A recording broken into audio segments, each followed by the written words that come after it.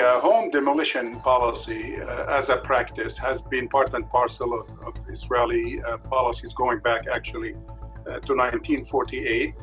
It was adopted by the State of Israel as part of the overall Zionist strategy of depopulating Palestine. This was applied to the West Bank and Gaza in 1967 when Israel extended its control over the rest of Palestine. The Israeli Committee Against House Demolition calculated over the years at almost 50,000, 49,532 demolitions as of last year.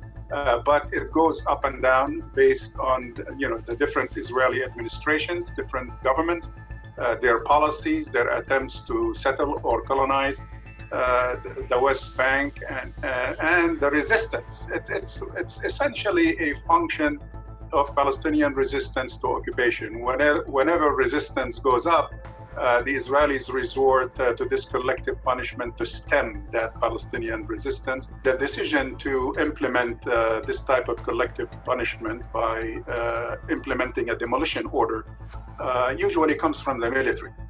So it's a military order from the occupation, and of course encouraged or sometimes even asked by the political leadership to do so.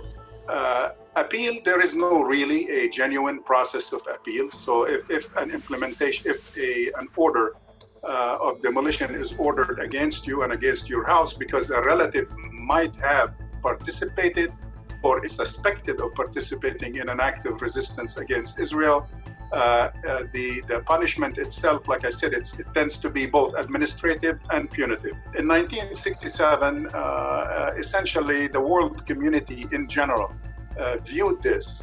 I'm talking here about the United Nations and international agencies affiliated with it.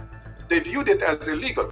But frankly speaking, nothing has been done in the absence of a serious negotiating process. So basically, they are left at the mercy of either the Palestinian side or the community locally, the Palestinian community, NGOs, non-governmental organizations. There was always some attempt by the Palestinian government to try to compensate, if you will. The problem is the Israelis, in most cases, would destroy the property again if there was an attempt to rebuild it. Even when the rebuilding has taken place, let's say, as a result of support by the community or by non-governmental organizations. But the persistence of Palestinians in general, somehow, through donations, through contributions by local community and what have you, many of them have managed to kind of put their lives back together to either fix or build another home on their property if they're allowed to do so. But in general, they are at the mercy of Israeli arbitrary and illegal decisions in terms of violations of international law.